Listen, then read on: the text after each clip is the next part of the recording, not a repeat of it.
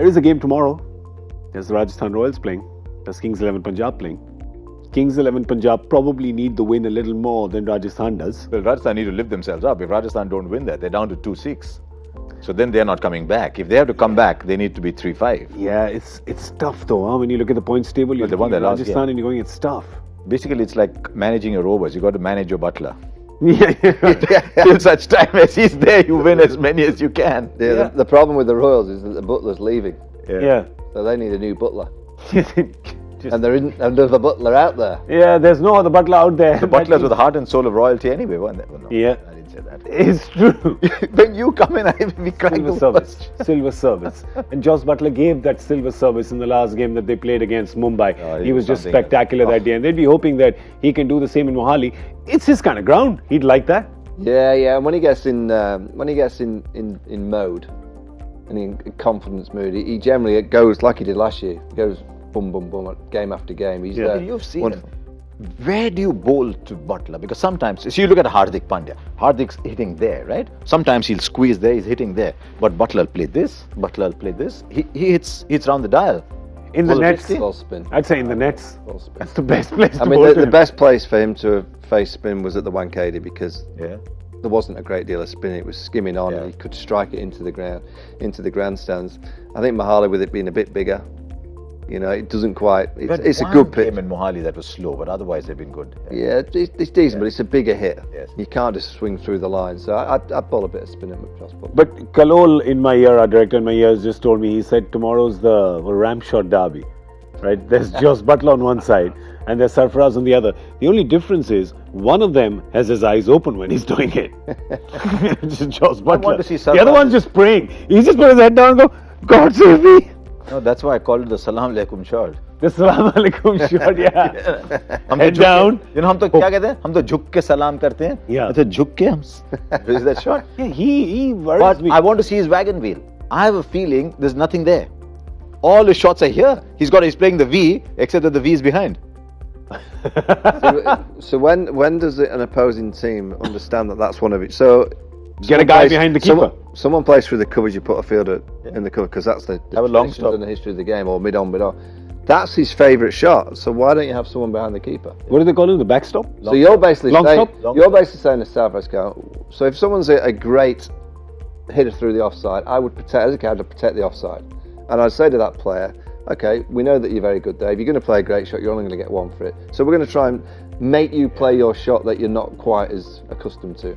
So if I was playing against Southwest, I'd put a fielder behind there and say, okay, you've got to try something different now. In Jaipur, Rajasthan Royals had their third man so fine. He was almost a deep first slip. And he bounced. Dhawal Kulkarni was a bowler. He was a little too slow to be able to do that. So he could actually play to a traditional third man, play that shot. But the idea was, let's bowl a quick bouncer outside off and get him caught at short fine. The other day, where was it? In Hyderabad, we had a man in front of the side screen. Can you do that? Yep. And not one of the cops running around. Or behind the bowler. Behind the bowler. Yeah. Behind the bowler, right in front of the side screen. Yeah. Because, who was it? I don't remember who the batsman was now, but he was hitting straight. So they had a fielder right in front of the side screen. But wasn't that a no ball in gully cricket? In gully cricket, if you had somebody right behind the bowler, that was a no ball. But gully cricket was the only time you had a fielder behind the wicket keeper, because the wicket keeper was your worst fielder. Yeah. That's how he became the keeper in the first place, and he stopped nothing. Yeah. So you always had a man behind. But also in gully cricket, you have 15 fielders because your friends, cousins, friends. And you don't know who's coming into field and taking the ball away. Come on, everybody. Yeah, you field that, you field that. He's just won an Ashes, he's wondering what we're talking about. Yeah. I've seen a lot of gully cricket. Yeah, you see. Right? I've seen it all on the telly. They keep coming in and out. All right, in Punjab, who will come in and out of this Punjab team? Ashwin likes to make the changes. He's a big horses for courses kind of guy. What will he do tomorrow? Do you think keeping the opposition in mind, keeping the surface in mind? I don't think he'll play Darshan Nalkande or Agnivesh Ayachi. All right, you're looking way down that list, right? You're giving us information that is not relevant. Please move towards the first or the middle. Mujib will come back in. Yeah. For Andrew Tai. Okay. That's where I would go. I'd make that swap against Rajasthan. And that's it. Yeah, because I think Rajasthan, they like, Andrew Tai doesn't always bowl pace on deliveries. He's got lots of tricks and lots of slow balls, but the Rajasthan batting lineup, they're all, apart from Butler, all touch players. So I'll be taking all the pace off against that kind of team. Yeah. Okay, so that's them. Let's look at Rajasthan Royals.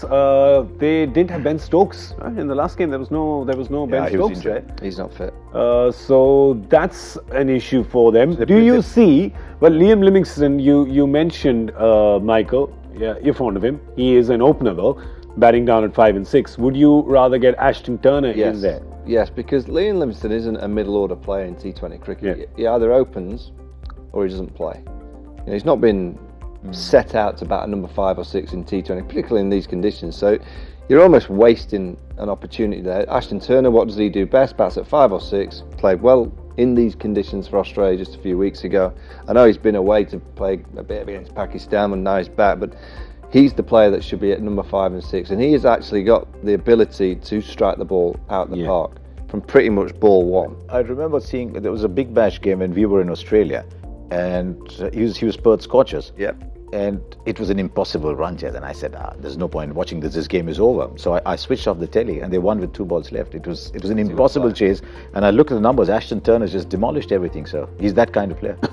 In terms of the Rajasthan bowling, is there something they'd like to change from this? I'll show you the team again. And would they like to change anything there? The good thing they've done is they've got Jaydev Unadkat bowling 130 again. Yeah. And not just taking the pace off. Yeah. But the other day, I was at that game, because they didn't have Ben Stokes. Suddenly they're playing 5 bowlers. And the captain felt the need to have a little flexibility. So he got Liam Livingstone to bowl that 1 over. But they've got so used to having 6 bowlers with Ben Stokes giving 2-3 overs every game that suddenly he's not there and the balance is now wobbly. Who's the extra bowler? What if one of our bowlers has an off day?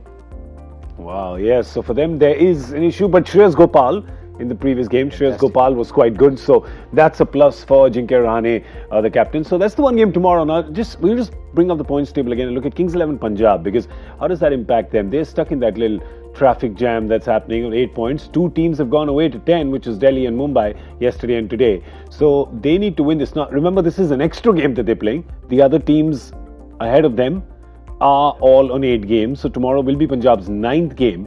So now if they lose this, then they are in serious trouble, because the other teams could pull away to 12. And they'll need to win 4 out of 5 to qualify. So tomorrow is a supremely important game for them, and you'll have a Rajasthan Royals side that will feel motivated. You got to feel motivated. You win an away game at the Wankhede against Mumbai, and then you've travelled straight to Mohali. You're backing yourself then. Yeah, I mean, it's T20 cricket. It's about getting on a run. Yeah. Once you win one game, you win another. You start believing that you're going to win every game. When you've just won one game, and then you lose another game, you're kind of looking at each other going, we've got no consistency. We're not quite sure how to play the pressure. We're not quite sure about the different combinations, but if you win one and then you win another, it kind of all just rolls into one. You believe that you're going to win every game from any position. So a huge game for both teams. I would say whoever loses tomorrow night, I think they might be doomed. Rajasthan Royals know their best batting order. I'm not sure they do, because they don't know, should Smith be 3, should Smith be 4, should Sanju Samson be batting up above him? When Ben Stokes comes back, should he be sent up because he's not just a slogger at the bottom? I'm not sure they still know what, other than the fact that Rahane and Butler are going to open. I don't know if they know what their best batting order is. The good thing about the game is that not just Butler, but Rahane came out the traps and played nicely. Yeah. Whether it was because the pitch was a little bit better for his style of play, we'll have to wait and see tomorrow. But that is how he's got to go out and play in the first. He's got to be aggressive. He's got to try and cause a bit of chaos, and he's got to get his team off to a flyer.